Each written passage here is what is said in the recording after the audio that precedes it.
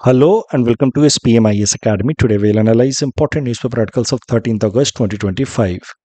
Please note you can download the PDF version of today's newspaper analysis by clicking the link given in the comment section. This is the list of the topics that we'll be covering from today's newspaper. The first topic is about open book exams by CBSE. Important from our syllabus GS paper 2 governance point of view, education sector से relate करके इसको देखा जा सकता है. तो सबसे पहले ब्रीफली देख लेते हैं what are open book exams. वो तमाम स्टूडेंट की असेसमेंट प्रोसेसेस जिसमें स्टूडेंट्स को एग्जामिनेशन हॉल के अंदर कुछ अप्रूव्ड नोट्स जैसे कि टेक्स्ट बुक या फिर कुछ केसेस में printed notes as well as laptop computer ले जाना अलाउ किया जाए, तो इस तरीके के एग्जामिनेशन प्रोसेस को कहा जाता है open book exam. Open book exam में मेनली फोकस होता है स्टूडेंट की अंडरस्टैंडिंग को इवैल्यूएट करना, ना कि सिर्फ रोट लर्निंग या मेमोराइजेशन एबिलिटी को जज करना. क्योंकि जब आपके पास ऑप्शन है कि आप जो भी चाहे वो नोट्स या बुक लेकर के जा सकते हैं, तो अब आपको इस ग्राउंड पे चेक नहीं किया जाएगा कि आपने कितनी फैक्ट्स डेटा रटे हुए हैं. अब आपको जज किया जाएगा on the basis of your ability to apply those facts and datas to arrive at some meaningful conclusion. Linking facts to reach conclusion, ये चेक किया जाएगा. देखिए, ओपन बुक एग्जाम अब बार बार डिस्कशन में आ रहा है. लास्ट ईयर एपीएससी ने इस पे एससे पूछा था. पेपर 1 एससे में एक टॉपिक था open book exam. Open book exams पे बार बार चर्चा हो रही है और ओपन बुक एग्जाम्स को अब अलग अलग जगहों पे प्रमोट किया जा रहा है. उसके पीछे कारण सिंपल है. In the age of mobile phone and laptops जिनकी डेटा स्टोरेज कैपेसिटी बहुत ज़्यादा है, यहाँ पे अब डेटा या फैक्ट्स को रटना is nonsensical. It is like wastage of human brain. Human brain is of course a precious entity. उसको आप ऐसी चीज़ों को रटने में लगाएं कि इस देश की राजधानी ये है, इस देश की करेंसी ये है, उसका कोई अब फायदा नहीं है. बिकॉज अब सारे इंफॉर्मेशन एक जगह आपके पॉकेट में अवेलेबल है through your mobile phone. So that is why now the intelligence should be tested on the basis of ability to interpret data and arrive at some meaningful conclusion rather than just the ability to mug up data or facts. और यही कारण है कि open book exams अब बार बार discussion में आ रहे हैं कि क्या हमें ओपन बुक एग्जाम कल्चर लाना चाहिए. और इस डायरेक्शन में अब सीबीएसई ने एक इम्पॉर्टेंट स्टेप लिया है. सीबीएसई ने फैसला किया है कि एकेडमिक ईयर 2026-27 से वो क्लास 9 के लिए ओपन बुक एग्जाम्स कंडक्ट करवाएंगे.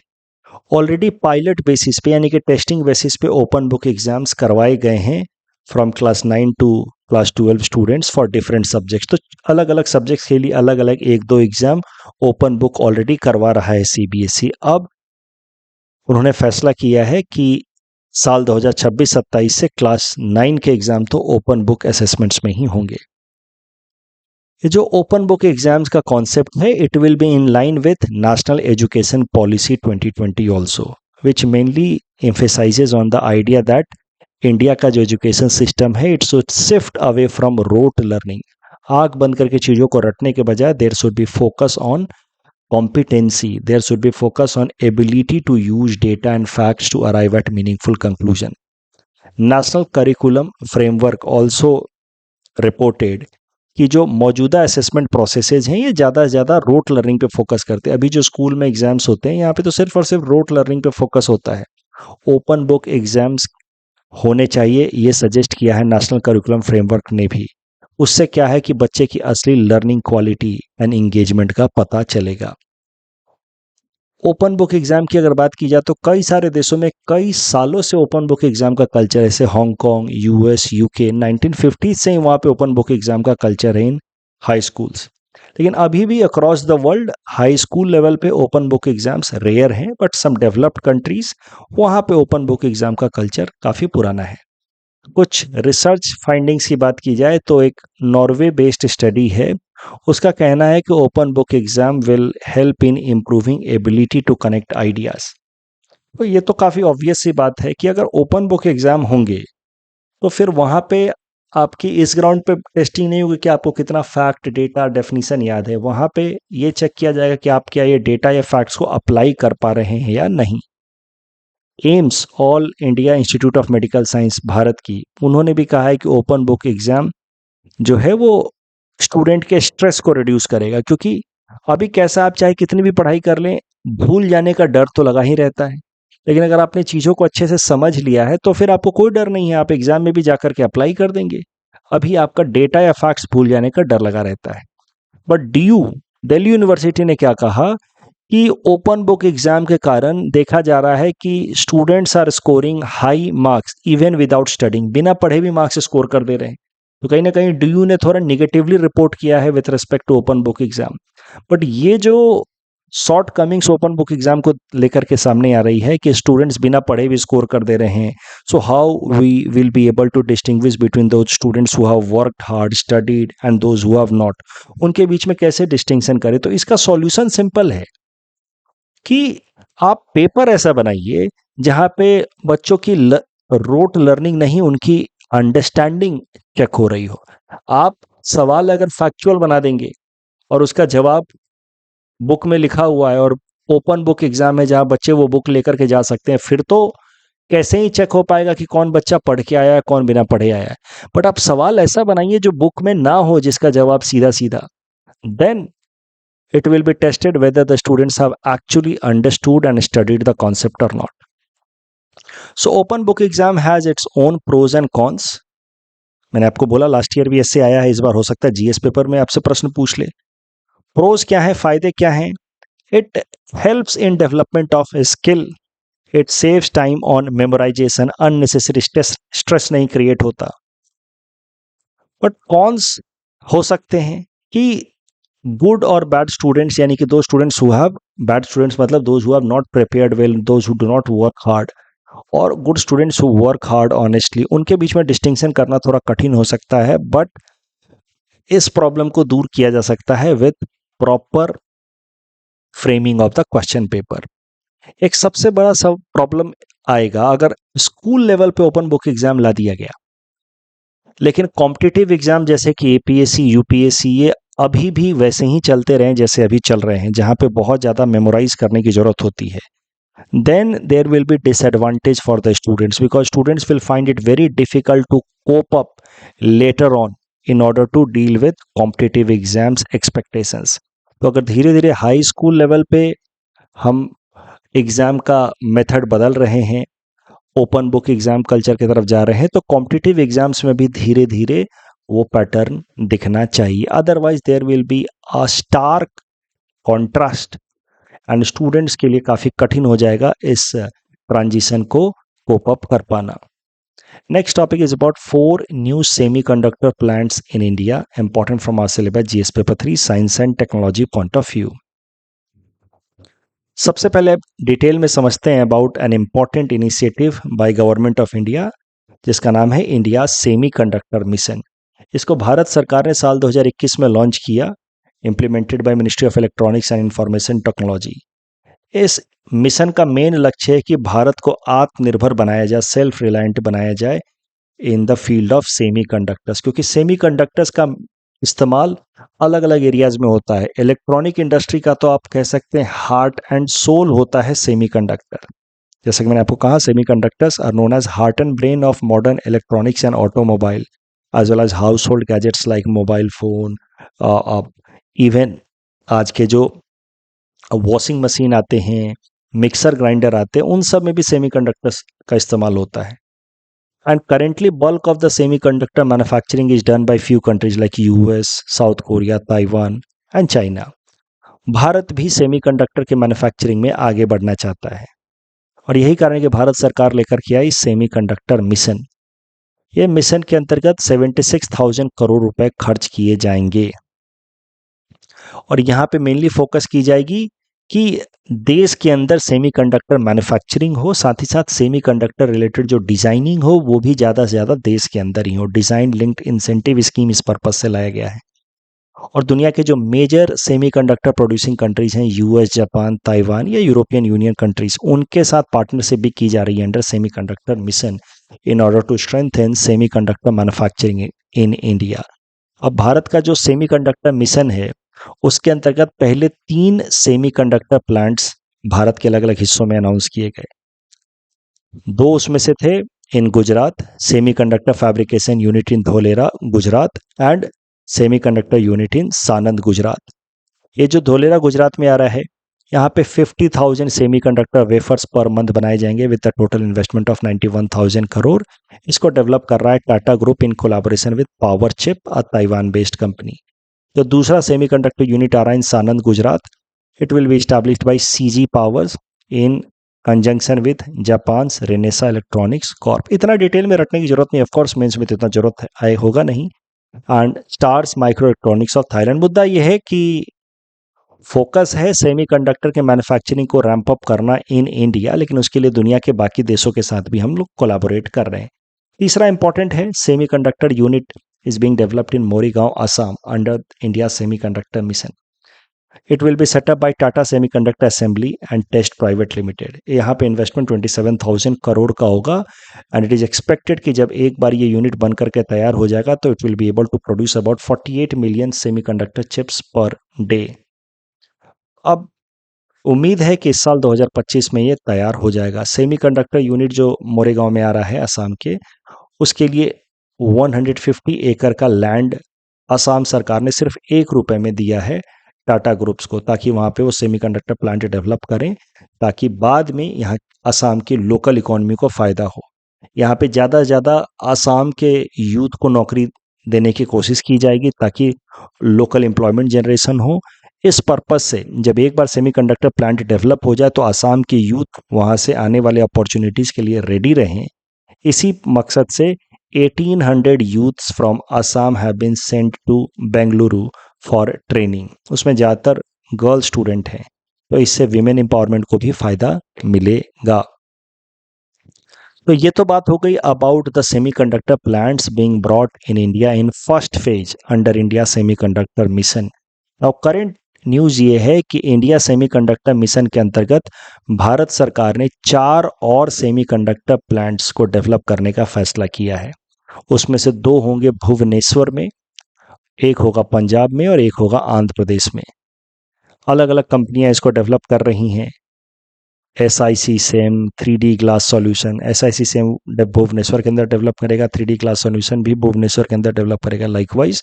बट नाम कंपनियों के याद रखने की जरूरत नहीं है, आपको ये याद रखना है कि अब 4 और सेमीकंडक्टर प्लांट्स लाए जा रहे हैं भारत में under second phase of India semiconductor mission.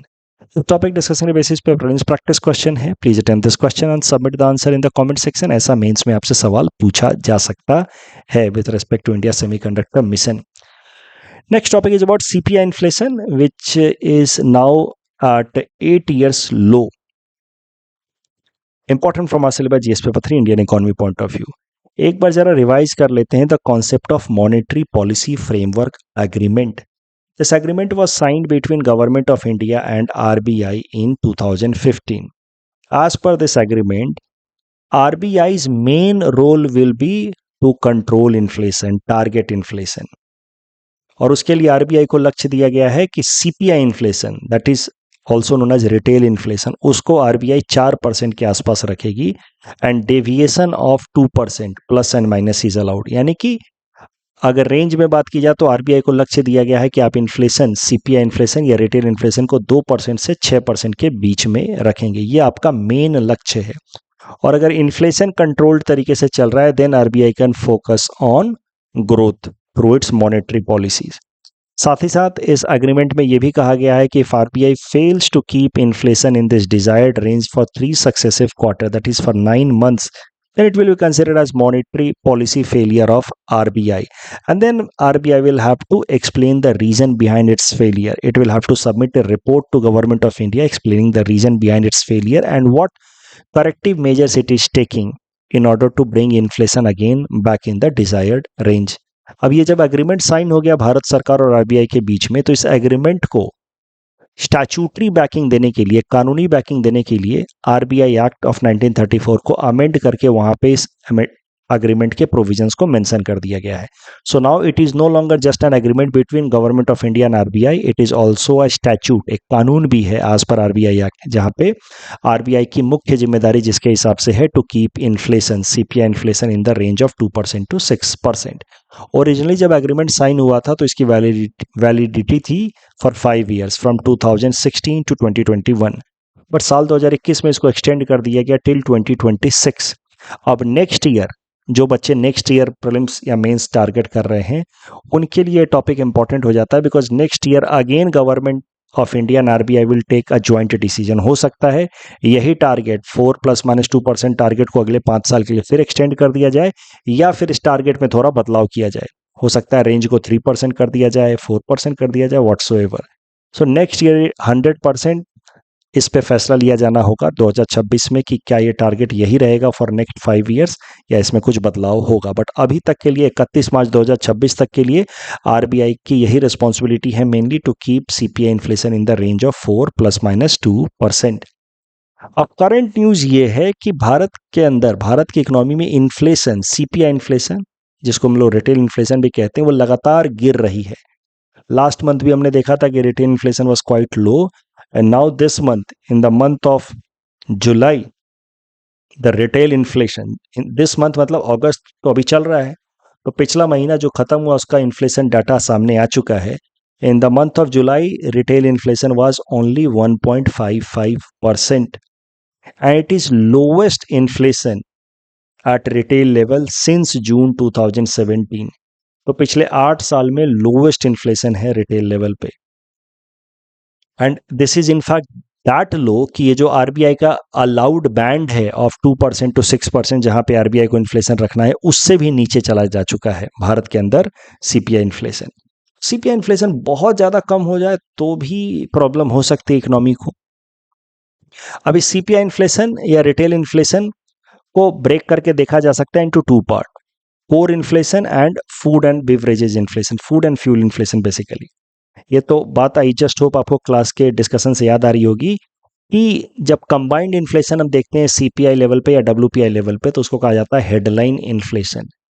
It can be broken down into food and fuel inflation and core inflation. Core inflation basically tries to measure inflation of items apart from food and fuel. तो इसके लिए हम लोग कह सकते हैं कि headline inflation is equal to core inflation plus food and fuel inflation. तो जब भी महंगाई बहुत कम हो या बहुत ज़्यादा हो तो आरबीआई फिर उसको ब्रेक डाउन करके देखती है कि आखिर फूड एंड फ्यूल में क्या प्राइसेस चल रहे हैं, बाकी सारे आइटम्स की क्या प्राइसेस चल रहे हैं। अगर फूड आइटम्स की बात की जाए तो वहाँ डिफ्लेशन चल रहा है, चीज़ों के दाम बढ़ने की बजाय फूड आइटम्स के दाम घट रहे हैं। Deflation at the rate of 0.8%, यानी कि -0.8% इन्फ्लेशन चल रहा है वहाँ पे। बाकी core inflation is in the range of in around 4%। But आपको पता है कि रिटेल इन्फ्लेशन में या सीपीआई इन्फ्लेशन में फूड एंड बेवरेजेस का वेटेज बहुत ज़्यादा होता है, 45% के आसपास होता है। And that is the reason why जब फूड इन्फ्लेशन इतना कम चल रहा है, नेगेटिव साइड में चल रहा है, तो यही कारण है कि ओवरऑल बाकी सारे आइटम्स का इन्फ्लेशन ठीक ठाक सा है भी 4% के आसपास, but overall inflation has come down to below 2%, that is 1.55%। Reason being food and beverages का inflation rate, food and beverages का weightage in CPI inflation is very high, that is about 45%। इस टॉपिक डिस्कशन के basis पे 2 prelims practice question मैंने आपको दिए हैं जो इस टॉपिक से रिलेटेड हैं। You can attempt both this questions and submit the answer in the comment section. Next topic is about 7th finance commission of Assam, important from our syllabus GS paper 5 Assam issues point of view. Finance commission of Assam was constituted by Governor of Assam on 23rd June 1995। Finance commission किसी भी state के level पे उसका main मकसद होता है कि वो ऐसे सजेशन दे स्टेट गवर्नमेंट को ताकि उन सजेशंस के बेसिस पे जो लोकल बॉडीज हैं, पंचायती राज इंस्टीट्यूशंस एंड म्यूनिसिपैलिटीज, उनके फाइनेंसेस थोड़े इंप्रूव हों और लोकल बॉडीज अपने फाइनेंसेस को बेहतर तरीके से मैनेज कर पाएँ। तो finance commission of any state, वहाँ का मेन काम होता है कि वहाँ के लोकल बॉडीज के फाइनेंशियल स्टेटस को इम्प्रूव करने के लिए suggested to the state government. तो वैसे ही आसाम के अंदर जो आसाम फाइनेंशियल कमीशन है, it keeps on giving recommendation to the government of Assam time to time in order to strengthen the financial position of Assam panchayats and municipalities. Finance commission of Assam has been established as per article 243 of the constitution. जहाँ पे Panchayati Raj institutions and municipalities की बात की गई article 243 में, उसी के अंतर्गत स्टेट फाइनेंस कमीशन बनाए जाते हैं. तो उसी के अंतर्गत आसाम स्टेट फाइनेंस कमीशन बनाया गया है. Finance commission at the state level, उसका टेन्योर भी 5 साल का ही होता है, just like the central finance commission जिसका टेन्योर 5 साल का होता है. बट सेंट्रल का फाइनेंस कमीशन का काम होता है to give recommendations with respect to vertical and horizontal distribution, कि भारत सरकार का टैक्स कितना स्टेट्स की तरफ जाएगा और स्टेट्स में वो पैसा कैसे डिस्ट्रीब्यूट होगा, वो सेंट्रल फाइनेंस कमीशन का काम रहता है. स्टेट फाइनेंस कमीशन का काम थोड़ा अलग रहता है, वो local bodies, Panchayati Raj institutions and municipalities के फाइनेंसेस को स्ट्रेंथन कराने के लिए काम करती है. असम की अगर बात की जाए तो असम में अभी तक 6 फाइनेंस कमीशन बनाए जा चुके हैं. बिल्कुल, पहला बनाया गया था 1995 में, उसके बाद कुछ दिन तक गैप हो गया और 6 फाइनेंस कमीशन ने अभी तक अपना टेन्योर कंप्लीट कर लिया है. साल 2024 के अंत में 7th फाइनेंस कमीशन को कॉन्स्टिट्यूट कर दिया गया और 7th फाइनेंस कमीशन का जो टर्म होगा इट विल बिगिन फ्रॉम 2025. तो 7th finance commission of Assam was constituted by government of Assam in 2024 with lieutenant general Rana Pratap Kalita ji as its chairman. इस कमीशन के 6 और भी मेंबर्स हैं और इस कमीशन का जो टेनियर है वो 5 साल का होगा, विच विल स्टार्ट ऑन 1 अप्रैल 2025. इस बार केपीएससी प्रीलिम्स में सेंट्रल फाइनेंस कमीशन का टेनियर किस दिन से स्टार्ट हुआ वो पूछ लिया गया और state finance commission 7th state finance commission का भी टेनियर 1 अप्रैल 2025 से ही स्टार्ट होगा. और काम वही है 7th फाइनेंस कमीशन का भी, कि स्टडी करे और सजेस्ट करे स्टेट गवर्नमेंट आसाम को, ताकि जो Panchayati Raj institutions and urban local bodies हैं उनके फाइनेंशियल पोजीशन को स्ट्रेंथन किया जा सके. ऐसा सवाल आपसे प्रीलिम्स में पूछा जा सकता है. Please attempt this question and submit the answer in the comment section. Mains में आपसे ऐसा प्रश्न पूछा जा सकता है with respect to state finance commission. तो आज आपको ये वाला क्वेश्चन अटेम्प्ट करना है, जीएस पेपर 5 से रिलेटेड है. ये क्वेश्चन अटेम्प्ट करके आप वॉइस चेकिंग के लिए सबमिट कर सकते हैं. Next topic is about 18th international olympiad on astronomy and astrophysics. Prelims perspective से इंपॉर्टेंट है. तो 18th international olympiad on astronomy and astrophysics inaugurate किया गया इन मुंबई. तो इस साल का ये जो international olympiad on astronomy and astrophysics वो भारत में मुंबई शहर में कराया जाएगा. It is being hosted by Homi Bhabha centre of science education and Tata institute of fundamental research. ये दूसरा ऐसा अवसर है, it is for the second time that India is hosting International Olympiad on Astronomy and Astrophysics. The first time it was hosted in the year 2016 in Bhubaneswar. Theme of this year's 18th International Olympiad in Astronomy and Astrophysics is Vasudev Kutumbakam. अगर history की बात की जाए international olympiad on astronomy astrophysics, तो it was started in 2006 and the first edition was held in Thailand 2007. It was conceived in 2006, idea आया 2006 में और पहला एडिशन हुआ थाईलैंड में 2007 में. International olympiad on astronomy and astrophysics में होता क्या है कि 10th और 12th लेवल के जो बच्चे हैं उनको पहले एक स्क्रीनिंग टेस्ट की मदद से कुछ बच्चों को सिलेक्ट किया जाता है जो एस्ट्रोनॉमी और एस्ट्रोफिजिक्स में इंटरेस्टेड हैं, वहाँ पे नॉलेज रखते हैं, और फिर उन बच्चों को बुलाया गया मुंबई में और वहाँ पे अब अलग अलग कॉम्पिटिटिव इवेंट्स करवाए जाएंगे.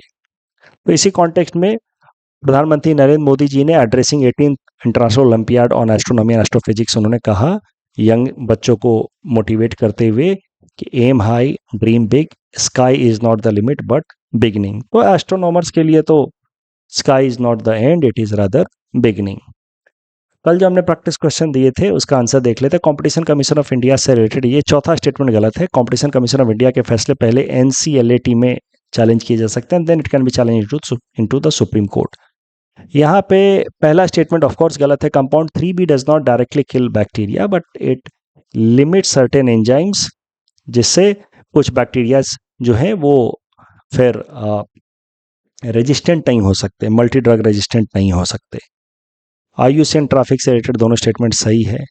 यहाँ पे सेकंड स्टेटमेंट रॉन्ग है. Infection with one serotype does not provide life long protection, rather it makes you more vulnerable for getting infected with other serotype of dengue. That's all from our side for today. Thanks for watching.